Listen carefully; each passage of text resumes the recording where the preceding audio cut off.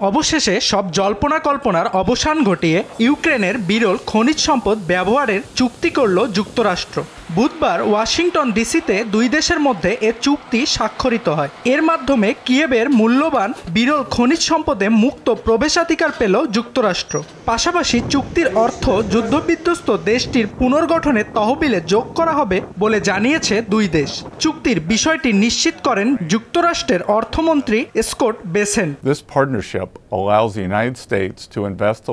চুক্তির মাধ্যমে ট্রাম্প প্রশাসন রাশিয়ার কাছে একটি স্পষ্ট বার্তা দিল যে তারা ইউক্রেনের দীর্ঘমেয়াদী স্বাধীনতা ও সার্বভৌমত্ব নিশ্চিতে প্রতিশ্রুতিবদ্ধ।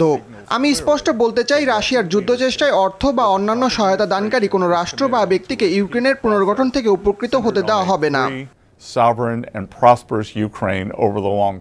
যুক্তরাষ্ট্র চুক্তির বিষয়ে কিছু না বললেও বিস্তারিত তথ্য প্রকাশ করেছে ইউক্রেনের অর্থ মন্ত্রণালয়। মন্ত্রণালয় জানায়, ইউক্রেন পুনর্গঠন তহবিলে যুক্তরাষ্ট্র সরাসরি বা সামরিক সহায়তার মাধ্যমে অবদান রাখবে এবং কিয়েভ তার প্রাকৃতিক সম্পদ থেকে পাওয়া রাজস্বের 50% তহবিলে দেবে।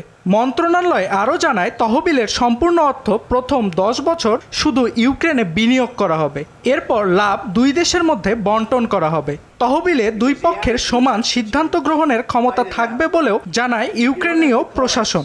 ইউক্রেনের পক্ষে চুক্তিতে স্বাক্ষর করেন দেশটির অর্থমন্ত্রী ইউলিয়া সিরিদেনকো।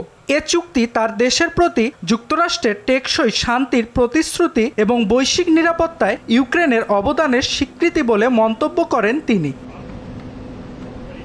চুক্তিটি কয়েক সপ্তাহ আগে স্বাক্ষরিত হওয়ার কথা থাকলেও গত মার্চে হোয়াইট হাউসে যুক্তরাষ্ট্রের প্রেসিডেন্ট ডোনাল্ড ট্রাম্প ও ইউক্রেনের প্রেসিডেন্ট ভলোদিমির জেলেনস্কির মধ্যে তীব্র বাদানুবাদের কারণে তা হয়নি। এরপর সর্বশেষ রোমান ক্যাথলিকদের সর্বোচ্চ ধর্মগুরু পোপ ফ্রান্সিসের শেষকৃত্য অনুষ্ঠানে দুই নেতার একান্ত আলোচনায় উঠে আসে বিষয়টি।